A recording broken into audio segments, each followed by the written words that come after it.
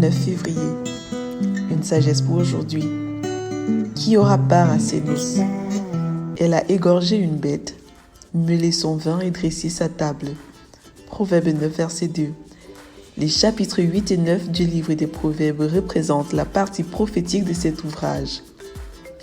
Ces deux chapitres ont d'avance annoncé la personne et l'œuvre de Jésus-Christ.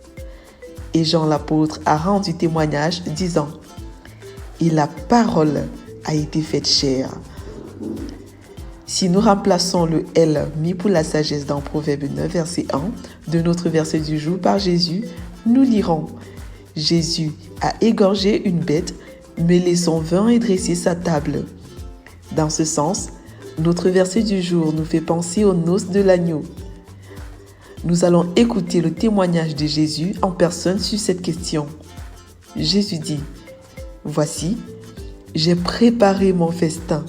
Mes bœufs et mes bêtes grasses sont tués. Tout est prêt. Venez aux noces. » Matthieu 22, verset 4. Cela veut dire que Jésus, par son sang, a payé le coût de la dot exigée pour ce mariage.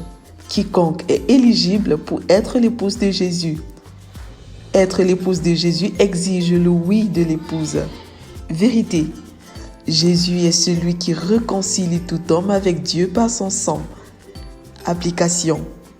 Dis oui à Jésus ou confirmer mon oui à Jésus en confessant que Jésus est mort à la croix pour mes péchés et qu'il est ressuscité d'entre les morts pour que je reçoive la vie éternelle. Qui aura part à ces noces?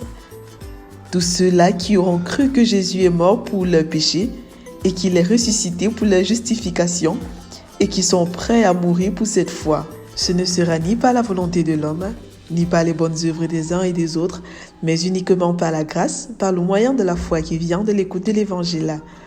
Avons-nous la ferme assurance que nous prendrons part à ces noces?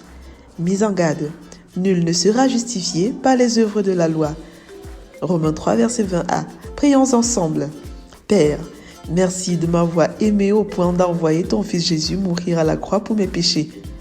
Je dis oui à ton appel de réconciliation avec toi par Jésus-Christ ton Fils. Amen. Lecture pour aujourd'hui. Psaume 41 à 45, Proverbe 9, Lévitique 24 à 27. Vous êtes bénis.